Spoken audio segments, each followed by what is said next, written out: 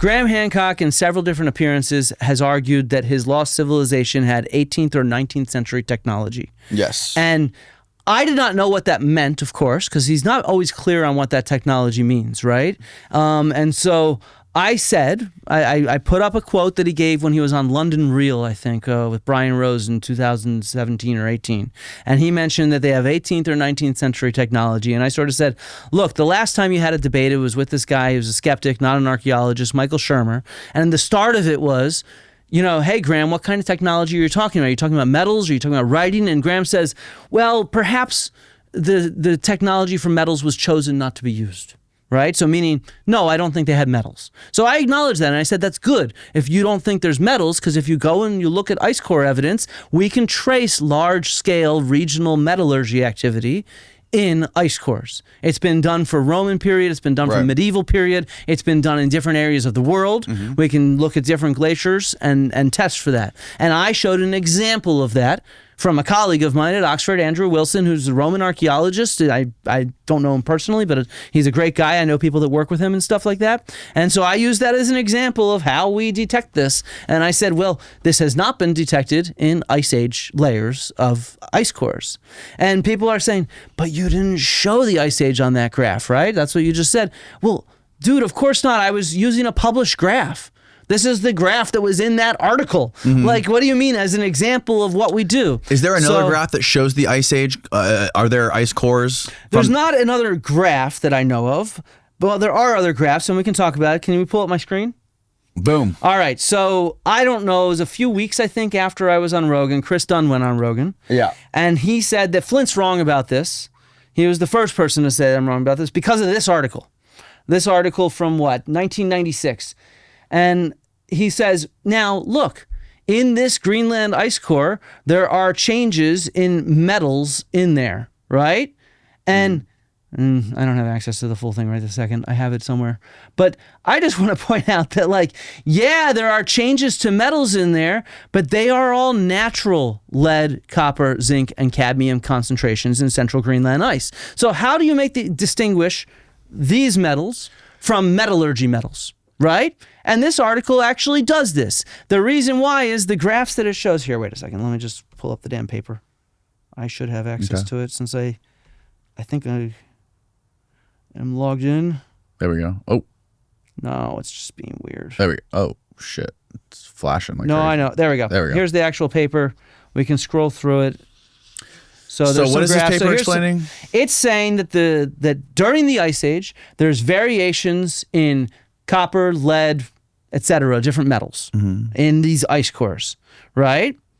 And it shows the graphs that go back to the Ice Age. These graphs go back to the Ice Age. This is goes back 160,000 years. Okay, wow. Okay, so we're talking into the Ice Age. Man, I'm sorry. That's okay.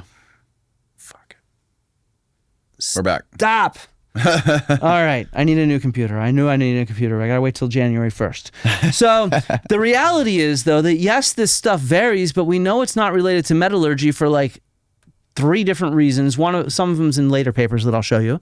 But one of the main reasons is these changes in metals, they actually don't relate anything to do with human civilization. In fact, during the end of the Ice Age, when Graham claims there's a lost civilization, there's not a spike in metals in these ice cores, right? It's during other periods, and specifically, it even says it in the title, changes in natural lead, copper, zinc, and cadmium concentrations in the ice cores, and their association with climatic changes and resultant variations of dominant source contributions. So in a sense, when the planet gets drier, there's more desert, which means there's more dust that gets kicked up into the atmosphere, and then it deposits these different metals in ice cores. This is 100% different than the paper that I showed about Roman period metallurgy, where it's not all these different things, zinc, cadmium, copper, lead, it's just lead associated with silver mining, because lead is there with silver. Okay. Right? And it matches up with a cultural change, not a climatic change. And who presented this paper? Where did this come from? Chris Dunn was the one who presented this Chris originally. Dunn presented this as an argument. And then other people on Twitter and elsewhere and YouTube have presented it as well against me. And to me, I'm sort of like... So it's lead, natural... This one just says natural lead, copper, zinc, and cadmium. So how do we... And their association with climatic changes. I want to be clear that the title of the article supports what I was saying and not what these people are saying. Okay. Just really, really clear. Just read the title. And I know you just said this, but how again do we decipher the difference between from natural lead and silver mining? There's several different ways. Okay. So in this paper, they're fairly sure that it's due to climate change because these changes correlate with changes in the climate. So when the climate's getting drier, you see changes in these metals showing up. Okay. And the explanation for that is when it's drier, there's more deserts, so there's more wind-blown dust, which deposits a variety of different minerals in the ice cores. The second argument is when you mine silver, the metal that occurs with it is lead. So what shows up when they're mining is lead, not zinc and cadmium and shit like that. Okay. It's not just random stuff. It correlates with what we expect from climate, and the other one correlates with what we expect from what people are doing. Right. And the other one, by the way, the Roman and medieval one, it does not correlate with a change in climate. It just it correlates with the adoption of metallurgy at a large scale. So it's this independent sources of evidence. The other argument where people say I'm lying is because the article I used also went one step further and used one last test to demonstrate it, where you get this lead at that. Let's get that article up.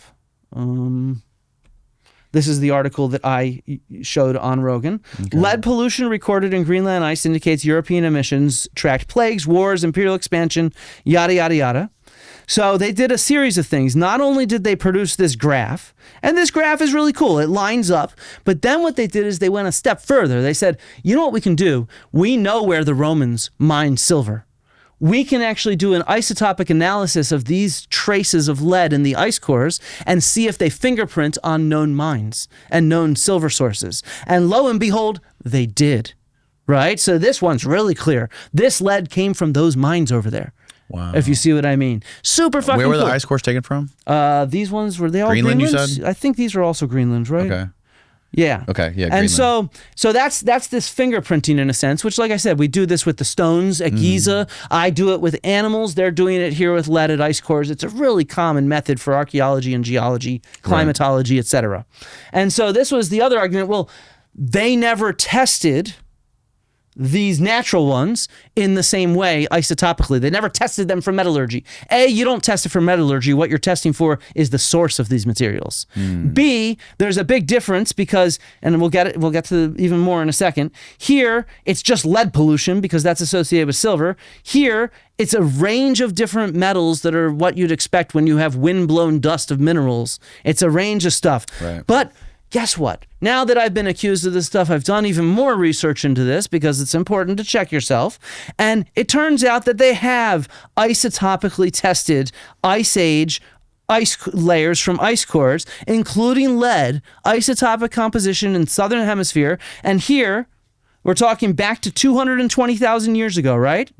We're talking lead isotopic composition. So doing that fingerprinting to see where they come from.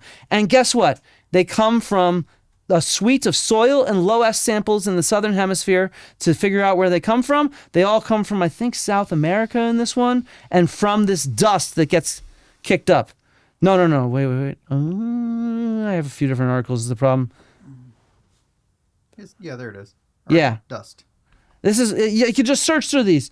Dust, man. This is, and so there's dozens of articles. If you start searching for ice cores, dust, and metals, different metal types, so many articles. This is a well-known phenomenon of studying this kind of stuff. And there's like services here. These guys do services. We will do your isotope analysis from dust cores, ice cores. And they even say right here, the source of dust within ice cores provenancing can be predicted by analyzing the isotopic composition of various elements, including strontium, which is a method I use in animal teeth, and neodymium, which I don't use, which can be matched to geological mineralogy of potential dust sources. This is what's going on here. And so to argue I lied is just like, A, that's just insulting and ridiculous. Yeah. I didn't create the graph. I used a published source as an example. That's just malicious to assume that like that. B, go do your damn homework. Read the damn title of the paper. Yeah. Read the damn, this is the paper they all have used. Right. And it's like right in the title. So, sorry guys, I didn't lie.